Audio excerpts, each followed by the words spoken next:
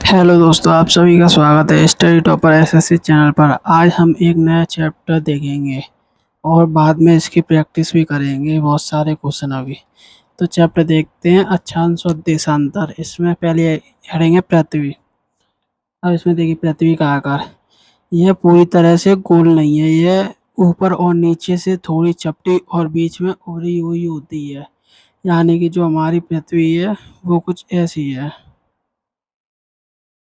यहाँ से और यहाँ से चपटी हुई है और बीच में ये उभरी हुई है। देखो, अभी मैं इसका फोटो दिखा रहा हूँ।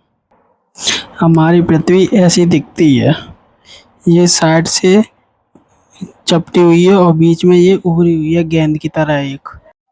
अब नेक्स्ट देखते हैं कि इसका वैज्ञानिक नाम क्या है। इसको हम हिंदी में भू आकृति और इंग्लिश में जियोड कहते हैं, या चपटा गोलाकार ऑवलेट स्फेरॉइड कहते हैं। ठीक है, क्या कहते हैं? भू आकृति जियोड या चपटा गोलाकार ऑवलेट स्फेरॉइड। कारण क्या है? क्योंकि मैंने बताया था कि पृथ्वी अपनी धुरी पर बहुत तेज घूमती है। इस घूमने के कारण इसके बाहर की तरफ धकेलने वाला बल लगता है। यानी कि जैसे ये पृथ्वी कोई पत्थर होता है तो हम यूँ उसको घुमाते हैं और जो बाहर की ओर घूमने लगता है, ये वो और बाहर की तरफ वो धकेलता नहीं है। जैसे आप कोई कंकड़ को एक रस्सी में बांध लें और उसको घुमाएं तो वो बाहर की ओर धकेलने लगता है। इसे हम अपकेंद्री बल कहते हैं। जो बल लगता है उसे हम अपकेंद्री बल कहते हैं। इसी बल के कारण पृथ्वी बीच में फूल गई है और सिरों पर चपटी हुई है। ठीक है, जो अभी ये बताया था। अब ये देखते हैं पृथ्वी की त्रिज्या। इसकी भूमध्य रेखीय त्रिज्या है 6,378 किलोमीटर। कितनी है? 6,378 किलोमीटर। और ध्रुवीय त्रिज्या है 6,357 किलोमीटर और औसत त्रिज्या 6,371 किलोमीटर। इनको याद कर लेना, ये सीधे पेपरों में कई बार पूछी गई हैं। और अब देखते हैं पृथ्वी की परिधि। भूमध्य रेखा की परिधि है 40,075 किलोमीटर। कितनी है? 40,075 किलोमीटर। और ध्रुवीय परिधि 40,007,863 किलोमीटर, या इसको हम 8 भी लिख देते हैं। इसको पॉइंट को हटाकर सीधे 40,008 भी कर देते हैं। औसत है 40,040 किलोमीटर। कितनी है? और एक ये नोट पॉइंट में डाल लेना कि भूमध्य रेखा की व्यास की लंबाई 12,755.6 किलोमीटर तथा ध्रुवीय व्यास की लंबाई 12,712 किलोमीटर होती है। क्योंकि ये सीधा सीधा क्वेश्चन आया है और इस पॉइंट की वजह से यहाँ पे हमें कई बार 43 या 42 किलोमीटर, जो इन दोनों, इसमें और इसमें, इनके बीच का अंतर होता है 43 या 42 किलोमीटर। अब नेक्स्ट पार्ट देखें। अब ये देखिए, भूमध्य रेखा की गति जो ध्रुवीय गति से ज़्यादा होती है, भूमध्य रेखा की त्रिज्या ध्रुवीय त्रिज्या से ज़्यादा होती है, परिधि भी ध्रुवीय परिधि से ज़्यादा होती है। कारण क्योंकि पृथ्वी बीच में हो रही है तथा ध्रुवों पर चपटी है, इसलिए ध्रुवों की कोई भी चीज़ भूमध्य से कम होगी। अब पृथ्वी का घूर्णन देखते हैं। अपने स्थान पर घूमना या अक्ष पर घूमना। यानी कि जैसे ये कोई, अब ये इसी जगह पर घूम रही है यहीं की यहीं। दिशा, इसकी दिशा पश्चिम से पूरब होती है। यहाँ से भी सीधा सीधा क्वेश्चन आया है। एक घूर्णन 23 घंटा 56 मिनट 6 सेकंड, यानी कि एक दिन के बराबर होता है, जिसको हम सीधे करेक्ट करके 24 घंटे कर देते हैं। एक घूर्णन गति भूमध्य रेखा पर अधिक और ध्रुवों पर न्यूनतम होती है। घूर्णन गति कहाँ पर ज्यादा होती है? भूमध्य रेखा पर अधिक होगी और ध्रुवों पर कम होगी। पृथ्वी का परिक्रमण दीर्घवृत्ताकार में सूर्य के चारों ओर घूमना, यानी कि जैसे ये सन है और ये इसके अराउंड घूमती है, इसको परिक्रमा कहते हैं। और घूर्णन होती है वहीं की वहीं पे, वहीं की वहीं पे, वहीं की। जैसे ये पेन है, इसको अभी यूँ घुमा दो, बस ये घूर्णन होती है। और परिक्रमा ऐसे करके। ठीक है, और इसकी एक परिक्रमा 365 दिन 6 घंटे या 9 मिनट होती है। या कहीं कहीं पे हमें ऐसे मिल जाएगा 365 दिन 5 घंटे 48 मिनट 45 सेकंड। इन दोनों में कन्फ्यूजन है क्योंकि ये नक्षत्र के हिसाब से ये वाली, और ये है सौर वर्ष के हिसाब से। कैलेंडर के हिसाब से। और सीधा सीधा ये भी आया था कि कितनी पॉइंटों में, तो 365.25 दिन, ठीक है, पॉइंटों में। ये क्वेश्चन आया है सीधा। और इसकी चाल क्या है? पृथ्वी सूर्य के चक्कर 29.8 किलोमीटर पर सेकंड की रफ्तार से चक्कर लगाती है, यानी कि ये यूं घूमेगी तो 29.8 किलोमीटर पर सेकंड की रफ्तार से घूमती है। सौरमंडल में स्पीड का नियम। जो सूर्य के पास होते हैं उनकी स्पीड ज़्यादा होती है, और जो सूर्य से दूर होते हैं ये और उनकी चाल भी कम होती है। एग्जाम्पल के लिए इसमें वरुण, इसमें बुध। और ये नियम ही केपलर का सेकंड नियम था, यानी कि जो चीज़ ज़्यादा पास होगी वो चीज़ ज़्यादा तेज घूमेगी। यही केपलर का सेकंड लॉ है। अब ये देखिए, पृथ्वी सूर्य के चारों ओर परिक्रमा करती है। इसकी ध्रुवों पर झुकाव के कारण ऋतुओं में परिवर्तन होता है। यानी कि जो सूर्य के चारों ओर चक्कर लगा रही थी उससे ऋतुओं में परिवर्तन होता है, और जो अपनी अक्ष पर घूमती है उसके कारण दिन और रात होते हैं। पृथ्वी अपनी अक्ष पर 23.5 डिग्री झुकी हुई है, और कक्ष पर 66.5 डिग्री झुकी हुई है, ठीक है। ये देखो घूर्णन, घूर्णन वहीं की वहीं घूमती है ये, 24 घंटे या एक दिन परिक्रमा। ये सूर्य के चारों ओर चक्कर लगाती है ऐसे करके, 365 दिन या एक साल। अब सूर्य से पृथ्वी के बीच की दूरी। अब यहाँ देखेंगे सूर्य से पृथ्वी के बीच की दूरी। उपसौर क्या होता है? जब सूर्य से सबसे नजदीक होगी पृथ्वी, यानी सूर्य के जब सबसे निकट होगी, उसे उपसौर कहते हैं। ये कब होता है? 3 जनवरी को होता है। इसकी दूरी कितनी है? 147 मिलियन किलोमीटर दूर। और अपसौर सबसे यानी कि पृथ्वी सूर्य से सबसे दूर होगी तब अपसौर होता है। ये 4 जुलाई को होता है। इसकी दूरी कितनी है? 152 मिलियन किलोमीटर। ये देखो, ये हमारा सन है, ये दूर है 4 जुलाई को, तो यहाँ पे अपसौर होगा। और ये पास में है तो यहाँ पे उपसौर होगा। ये 3 जनवरी को होता है। इसकी दूरी है 147 मिलियन किलोमीटर, और इसकी 152 किलोमीटर दूर। यहाँ से क्वेश्चन आए हैं, और इसको याद करने के लिए पेरियोडिक यानी कि पी से पास, तो ये 3 जनवरी को, पी से पास उपसौर। और ए यानी कि आफ्टर, आफ्टर यानी कि बाद में, यानी कि दूरी वाली जगह, तो अपसौर। ऐसे इसको हम याद करेंगे।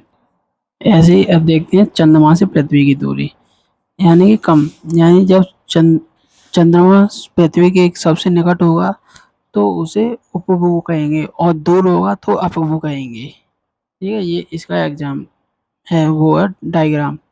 ये पास में तो उपभू बोलेंगे, और दूर में तो अपभू बोलेंगे। ऐसे इस को याद करेंगे। ए यानी कि दूर, पी यानी कि पास। अब हम इसके एग्जाम के एग्जाम में आए हुए क्वेश्चनों की प्रैक्टिस करेंगे, और नेक्स्ट पार्ट आगे की क्लास में देखेंगे। अब हम यहाँ से सीधे प्रैक्टिस करेंगे। क्वेश्चन नंबर 62 देखिए, पृथ्वी सूर्य के पर अपनी कक्षा में लगभग किस गति से चक्कर लगाती है? यानी कि एक दिन में एक चक्कर लगाती है, तो इसका आंसर हो जाएगा ऑप्शन नंबर सी, एक दिन प्रति। पृथ्वी का भ्रमण गति कितनी है? यानी कि 29 किलोमीटर थी, तो यहाँ पे ऑप्शन नहीं है, तो ये ऑप्शन गलत है, ठीक है। यहाँ पे 29.8 कर लेना, इसको ऑप्शन नंबर ए हो जाएगा, डी। आप देखिए क्वेश्चन नंबर 66, सूर्य की परिक्रमा के दौरान पृथ्वी सूर्य से अधिकतम दूरी पर किस महीने में आती है? तो मैंने बताया दूर दूर आती है 4 जुलाई को, पास आती है 3 जनवरी को, ठीक है। अब क्वेश्चन नंबर 67 देखिए, पृथ्वी की उपसौर स्थिति किस महीने में आती है? उपसौर यानी कि पास, यानी कि जनवरी में, और डेट पूछे तो 3 जनवरी, ठीक है। अब क्वेश्चन नंबर देखिए 70, सीधे सीधे सीधे सीधे ये एग्जाम में बार बार कई बार पूछे हैं। अब देखिए, पृथ्वी अपने अक्ष पर घूमती है, यानी पश्चिम से पूर्व की ओर घूमती है। अब देखिए, किस दिन पृथ्वी सूर्य के सबसे निकट होती है, पास होती है, यानी कि 3 जनवरी को। कब होती है? तो कब होती है? 3 जनवरी को। ये रहा option number D. Question number 75। पृथ्वी सूर्य से अपनी अधिकतम दूरी पर कब होती है, यानी कि 4 जुलाई।